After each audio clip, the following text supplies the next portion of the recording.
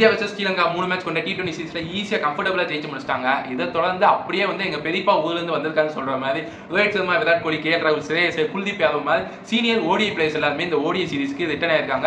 ஸ்ரீலங்கன் டீமுக்கு ரொம்ப ஒரு டேஞ்சர் சைன். ஏன்னு பார்த்தோம்னா அவங்களோட ஃபாஸ்ட் பாலர்ஸ் எல்லாத்தையுமே அடியா இருக்கு. அவங்க பதிலா இன்ஜுரி ரீப்ளேஸ்மெண்ட் பிளேயர் மட்டும் தான் இருக்காங்க. இப்போதைக்கு இந்தியன் டீமோட லைனப் எப்படி இருக்குன்னு பார்த்தோம்னா ஃபர்ஸ்ட் எடுத்த கேப்டன் ரோஹித் சர்மா, அடுத்து வைஸ் கேப்டன் சுப்மன் கில், அடுத்து வந்து கிங் விராட் கோலி, நம்பர் 4ல ஸ்ரேயஸ் ஐயர், அடுத்து நம்பர் 5ல KL ராகுல், நம்பர் 6 ரிஷப் பண்ட், அடுத்து நம்பர் 7ல ரியான் பராக் விளையாடுறதுக்கு ஏகப்பட்ட வாய்ப்பு இருக்குன்னு தான் எனக்கு தோணுது. அடுத்து பார்த்தோம்னா அக்ஷர் பட்டேல், குல்தீப் யாதவ், முகமது சிராஜ், அவர் கூட அர்ஷதீப் சிங், ஹர்ஷித் ராணா இப்படியும் இந்த சீரிஸ் டெபியூட் ஆயிடுவாரு. எந்த மேட்ச்ல ஆட போறாங்கன்னு தெரியல. அடுத்து பார்த்தோம்னா ஸ்ரீலங்கால மொத்தமே ஒரு 6 பிளேயர் நல்ல பிளேயர் மட்டும் தான் இருக்காங்க. யாருன்னு பார்த்தோம்னா பத்தும் நிசங்கா, குசல் மெண்டிஸ், அடுத்து அவிஸ்கா பெர்னாண்டோ, சதிரா சமரவிக்ரமா, ஹசரங்கா, அடுத்து வந்து தீக்ஷனா கொஞ்சம் நல்ல பவுலரா இருப்பாரு. அடுத்து அவங்களோட ஃபாஸ்ட் பவுலர் மொத்தமாவே அடியா இருக்காங்க. மொத்தமே இன்ஜுரி ரீப்ளேஸ்மெண்ட் பிளேயரா மட்டும் தான் இருக்காங்க.